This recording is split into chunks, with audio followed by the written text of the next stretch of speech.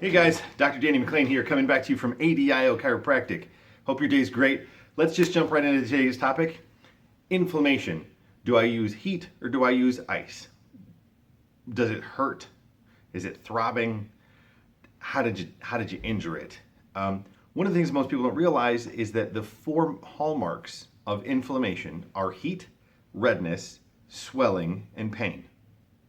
Heat, redness, swelling, pain. Heat, redness, swelling, pain. Okay, so if you have something that's hot, achy, swollen, and painful, and you add more heat to it, guess what's going to happen? It's going to make the inflammation worse, and it's going to perpetuate a cycle. Inflammation, especially in the United States, especially in a high stress environment, especially with a low nutrient diet, inflammation is chronic, it's rampant, and it's really harmful to people. A lot of times people will talk about taking an anti-inflammatory. It can be great or it can be terrible, depending on which one you choose. If you choose something natural like ginger, black pepper, white fir essential oil, these are great anti-inflammatories. I use lemongrass. That's another one that I really love. But things like Tylenol, ibuprofen, acetaminophen, maybe acetaminophen, Tylenol. I don't do a lot with drugs, not gonna lie. But the reason why I don't is because I don't need to. I have other things that are safer, like a high dose vitamin C, much safer than literally any kind of medication you could take. And medication, properly prescribed, is the fourth leading cause of death in the United States. Now, people die in car wrecks. Does that mean you shouldn't drive? No. So people die from medications. Does that mean you shouldn't take medication? No. It means that if you have a safer option, use it. Like I saw a guy in China popping popcorn with gunpowder.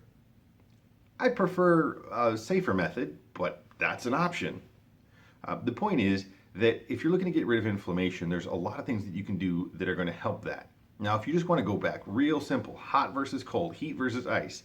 I live around the Chicagoland area, north suburbs.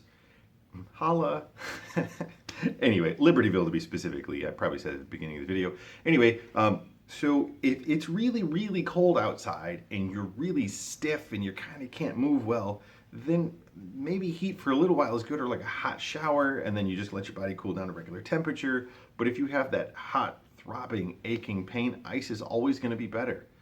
It's safer because you're less likely to burn yourself and unless you get a frostbite. People that have to worry about frostbite are people with diabetes, Raynaud's phenomena, any kind of circulatory disease, neuropathies, that kind of stuff. Sometimes people with thyroid problems, they have to watch out for ice. Generally, ice is a pretty safe bet. You want to make sure that, if I'm not your doctor, you talk to your doctor and let them know that you would plan on using ice and ask if there's any contraindications, because that's how this is done best, is one-on-one, person-to-person. And that because you have a connection with your doctor, and they have a responsibility to make sure they're giving you great advice about your health care. And I live up to that, and I hold that very, very close in front of mind with me, every patient I see all the time. So ice is going to be a better way to go. There are a few instances where heat will help. The way that heat works, and let's just jump into that real quick. The way that heat works is it stimulates the A1 nerve fiber, so the biggest nerve fiber you have. And then there's a couple other ones, 4 is a pain fiber, nociceptive. So if you can imagine that you have these two nerves sending information through a gate. Imagine there's two children running through a gate, and one child is very fast and the other child is very slow. And when they get to the gate, the one that goes through the gate closes it, so then the one behind it can't get through, right? You share these nerve structures in your body. Your body's really efficient that way. So as this signal, and that's also how TENS unit works, because electricity, vibration, and heat are all transmitted along the same pathway. And same thing with motion. That's why somebody says, oh, if it hurts, rub it. Like, oh, rub some dirt on it. We could talk about probiotics and dirt at a different time. But the point is that if there's a mechanical stimulation, and that also includes heat and vibration, that's going to go faster. It's going to get through that nerve gate faster. It's going to block the signal for the heat. Not for the heat, for the pain. So heat blocks the signal for pain. It doesn't actually solve the problem. It just makes it so you can't feel it. That's why I hear it all the time. People are like, oh man, I was sitting on the heating pad for like 6 hours, and when I went to get up, it felt okay. But as soon as I got away from it, it started to throb and it cramped up really bad on me.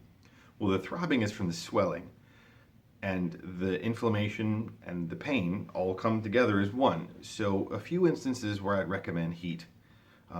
If you have heated seats and it's really cold in your car, use your heated seats to get it up to temperature. A hot bath is always okay as long as you allow your body to cool back down. And I've actually had people, if you're really dedicated, you could do a contrast bath. It's where you go hot, cold, hot, cold, hot, cold, hot, cold. You just repeat that cycle as long as you want, and with cold. So that's another way to use heat. It's not the most exciting way. The way that I like to do that is I like to sit in the jacuzzi hot tub, jump out, go jump in the pool, and then climb back out to the hot tub, and then go pool, hot tub, pool, and then I'm done.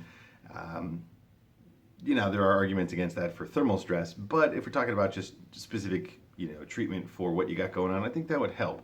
So, inflammation, heat, redness, swelling, pain. If it's hot and throbby, I don't recommend using ice.